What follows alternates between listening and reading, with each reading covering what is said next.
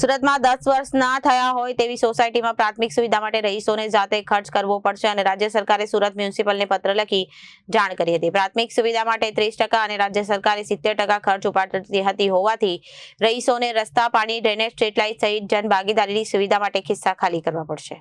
પ્રાથમિક સુવિધા માટે 30% અને રાજ્ય સરકાર 70% ખર્ચ ઉપાડતી હોવાથી રહીશોને રસ્તા, પાણી, ડ્રેનેજ, સ્ટ્રીટ લાઇટ સહિત જનભાગીદારીની સુવિધા માટે ખિસ્સા ખાલી કરવા પડશે। સુરત શહેરમાં દર વર્ષે સેંકડો નવી સોસાયટીઓ અસ્તિત્વમાં આવે છે। મોટાભાગની સોસાયટીઓમાં પ્રાથમિક સુવિધાના કામે જે તે ડેવલપર દ્વારા પૂર્ણ કરવામાં આવે છે। જો કે અનેક સોસાયટીઓમાં થોડા વર્ષમાં રસ્તાઓ તૂટી જવા, સ્ટ્રીટ લાઇટને લાગતા પ્રશ્નો ઉપસ્થિત થઈ રહ્યા છે। આ માટે સોસાયટીના રહીશો દ્વારા સરકારી ગ્રાન્ટની મદદ લઈ પ્રાથમિક સુવિધાઓના કામો કરવામાં આવી રહ્યા છે। આ માટે સુરત મહાનગરપાલિકાએ જે તે ઝોનમાં માત્ર 5,000 રૂપિયા ફી ભરી અરજી કરવામાં આવી રહી છે। વર્ષોથી ચાલી આવતી આ પરંપરાને કારણે સામાન્ય પ્રજા પર આર્થિક ભારણ આવતું ન હોતું રાજ્ય સરકારે ગુજરાતના મહાનગરોમાં સરકારી ગ્રાન્ટમાંથી અપાતી પ્રાથમિક સુવિધાના નીતિ નિયમોમાં મોટા પાયે ફેરફાર કર્યા હોવાથી મહાનગરપાલિકાના આંકડાની દફતરે 10 વર્ષથી ઓછું અસ્તિત્વ ધરાવતી સોસાયટીઓને રસ્તા, પાણી, ડ્રેનેજ કે સ્ટ્રીટ લાઇટની સુવિધા માટે પોતાના ખિસ્સામાંથી ખર્ચ કરવો પડે છે।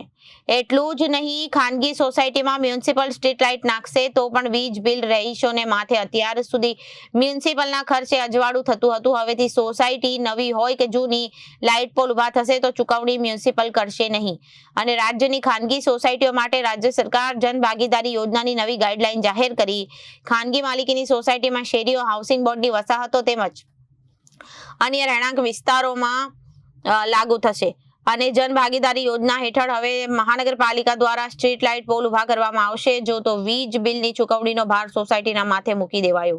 શહેરમાં ખાનગી સોસાયટી કે ટીપી રોડ પર ઉપર કુલ 1.76 લાખ સ્ટ્રીટ લાઇટ પોલનું જેનું વાર્ષિક બિલ રૂપિયા 20 કરોડ સરકારી તિજોરીમાંથી ભરવામાં આવી રહ્યું છે।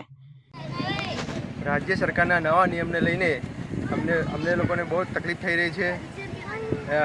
જેમ કે જેમણે નિયમ બહાર પાડ્યા છે કે એસએમસીના જે લાઇટ બિલ છે, વેરા બિલ 70% અને 30% એ સહાય આપતી હતી, એ સહાય બંધ કરી દીધી છે। એના લીધે બહુ જ અમારે સહન કરવો પડશે અને એ રીતે મેન્ટેનન્સ બી વધી જશે અમારું, બધી રીતે એનાથી વિરુદ્ધ છે અમે। શું માંગ છે તમારી?